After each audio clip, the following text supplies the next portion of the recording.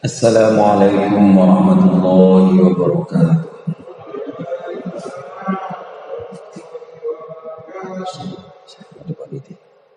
Al-Fatihah. A'udzu billahi minasyaitonir rajim. Bismillahirrahmanirrahim. Alhamdulillahirabbil alamin arrahmanir rahim maliki yaumiddin. Iyyaka na'budu wa iyyaka nasta'in. Ihdinas siratal mustaqim. Shiratal ladzina an'amta 'alaihim ghairil maghdubi 'alaihim waladdallin. Alhamdulillah wassalatu wassalamu ala Rasulillah wa ba'du. Bapak Ibu jamaah salat subuh rahimakumullah. Kembali kita dipertemukan dalam keadaan sehat oleh Allah. Mudah-mudahan pertemuan ini membawa kebaikan untuk kita semuanya. Dan pada hari ini, pada puasa hari yang keempat ini, mudah-mudahan kita diberi kekuatan oleh Allah sehingga menjadi puasa yang bukan hanya makbulan, bukan hanya puasa yang diterima oleh Allah, akan tetapi membawa dampak baik untuk kita semuanya sesuai dengan tujuan dari puasa itu sendiri. Hadirin jamaah salat subuh, mari kita lanjutkan pesan Rasulullah kepada Sayyidina Ali dalam kitab Wasiyatul Mustafa. Kalau kemarin Rasulullah menyebutkan bahwa man akala syubhat, barang siapa yang makan syubhat istabah, maka akan ragu pula alaihi pada orang itu dinuhu agama. Bahaya yang lain, wa azlama qalbu, hatinya pun akan menjadi gelap. Ini bahayanya orang yang makan dari harta syubhat yang tidak jelas antara halal dan haramnya. Kalau bahasa saya kepada anak-anak diniyah biasanya, ketika di dalam rumahmu ada kamu dan adikmu serta mama dan papamu, berarti ada 4 orang. Ketika kamu makan, ada lauk di atas meja itu, kok enak dadar papat, itu berarti bagiannya si jidin. Kalau kamu sudah makan, berarti bagian yang lain itu bukan untuk kamu. Ini mesti hati-hati.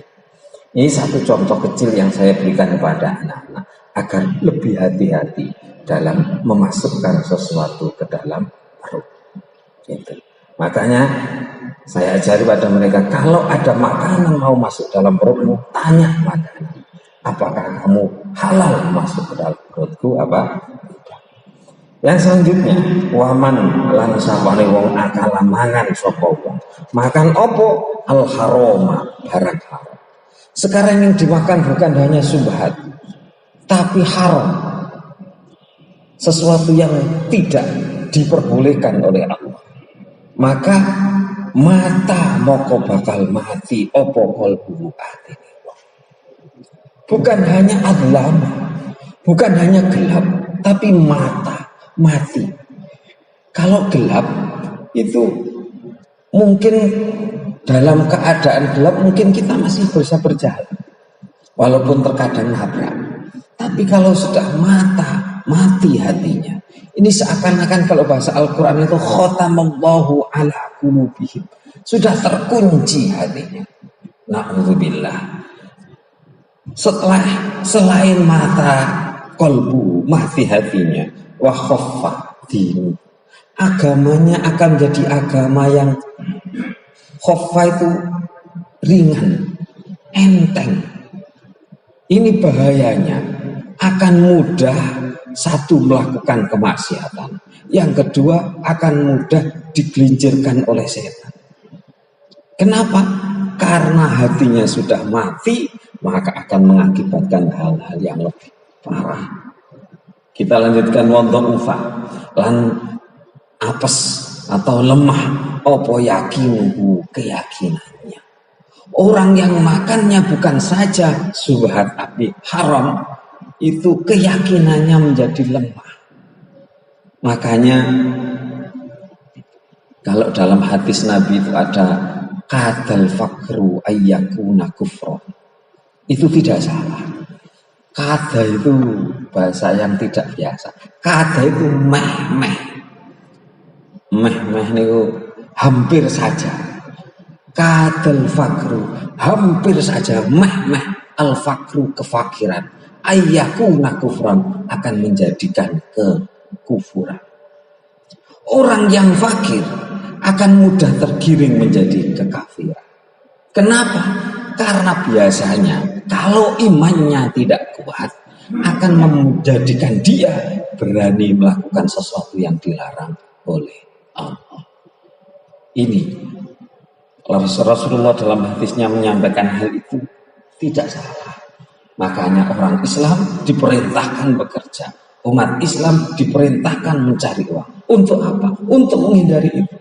Yang pernah saya sampaikan dulu ketika saya masih kecil, saya ingat banget. Karena anak itu sekolahnya di atas saya. Keluarganya karena tidak mampu, setiap satu pekan itu diajak sama tetangganya yang non muslim, diajak ke tempat ibadahnya. Lama-lama katanya nggak ngapa-ngapain, hanya nyanyi kok. Lama ketika pulang dikasih beras, ketika pulang dikasih mie instan. Saya ingat banget karena orang tetangga saya. Lama-lama akhirnya lepaslah keimanannya, keluar dari Islam.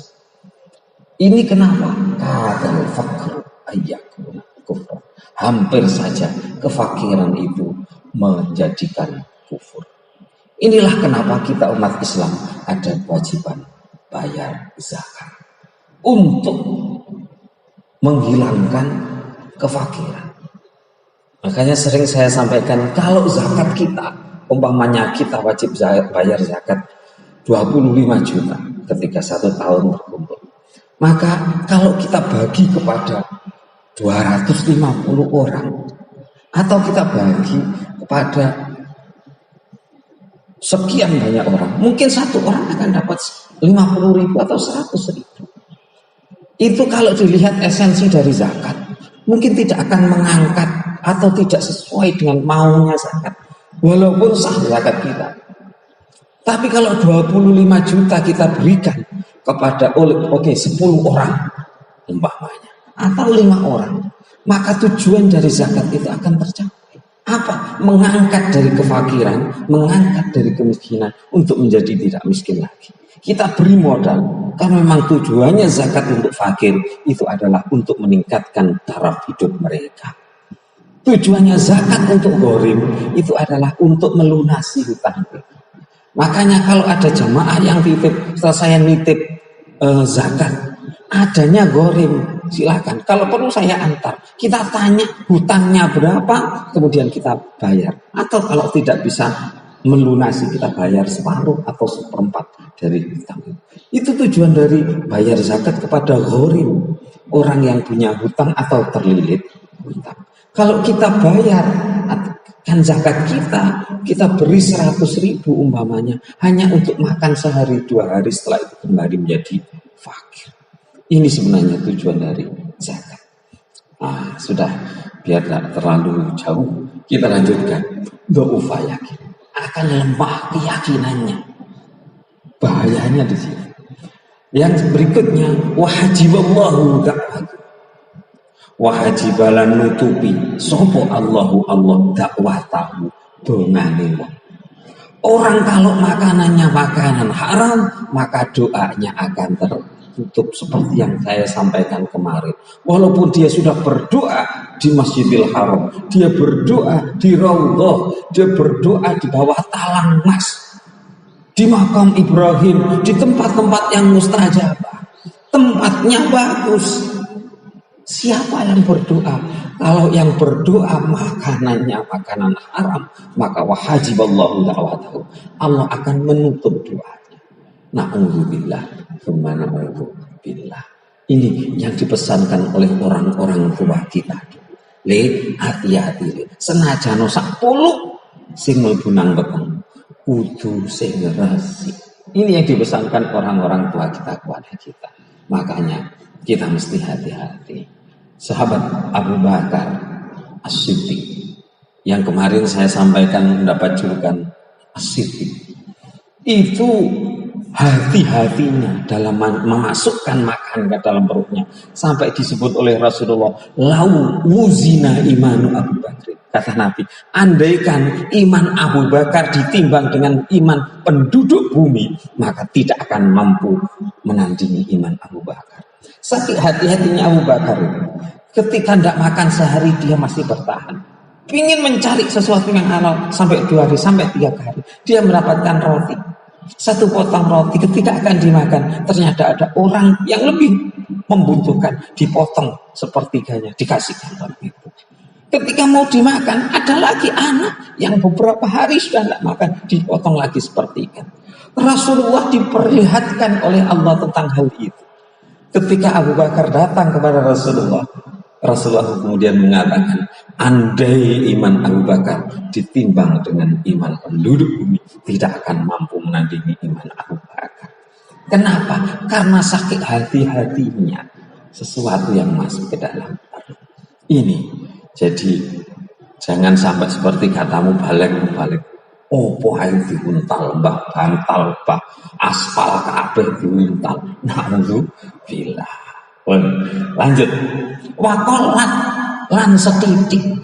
Opo ibadatuhu ibadahe.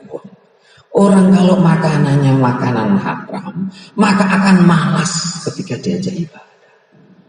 Kita mungkin perlu lihat contoh, baca sejarah bagaimana para ulama, para masyayikh, ulama salafus sholih ketika ada perasaan kok nggak enak sih, kenapa ibadah saya tidak bisa nikmat.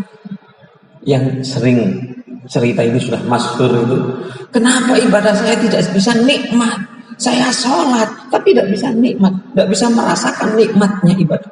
Dzauqul iman, rasa nikmatnya iman tidak ada. Itu loh yang masyhur itu. Setelah itu tanya kepada ibunya, Bu, apakah ketika jenengan hamil saya itu ada hal-hal atau makanan yang haram masuk ke dalam perut saya? Terus ibunya cerita itu kan, iya nak, saya ingat ketika aku hamil engkau, aku pas naik ke lantai 2, tetangga kita itu sedang menyembur adonan untuk roti. Aku kepingin teman. Terus tanganku iki nak tak tempel nonduk ngene adonan gitu nak. Terus tak tangan tak mut. Ini mungkin yang menyebabkan tidak nikmatnya saya beribadah. Akhirnya minta ikhlasnya. Sesuatu yang hanya nempel di jari gitu. Kemudian minta ikhlasnya. Begitu diikhlaskan, baru ulama salafus salih itu merasakan nikmatnya ibadah. Ini betapa hati-hatinya. Oleh karenanya, mari kita sebagai orang tua ketika mencarikan makanan, harta yang akan kita berikan pada keluarga, mesti hati-hati agar anak-anak kita menjadi anak yang bisa mengangkat derajat kita dunia akhirat, bukan sebaliknya anak yang malah menjerumuskan kita ke dalam neraka. Na'udzubillah, tsumma na'udzubillah. Nah, ada yang lebih parah dari itu. Bagaimana? Insya Allah kita sambung hari Senin, karena besok hari Sabtu dan hari Ahad insya Allah ustadz-ustadz yang lebih bagus yang kita datangkan di Masjid Muhammadin. Mudah-mudahan bermanfaat. Ihdinas shiratal mustaqim. Wassalamualaikum warahmatullahi wabarakatuh.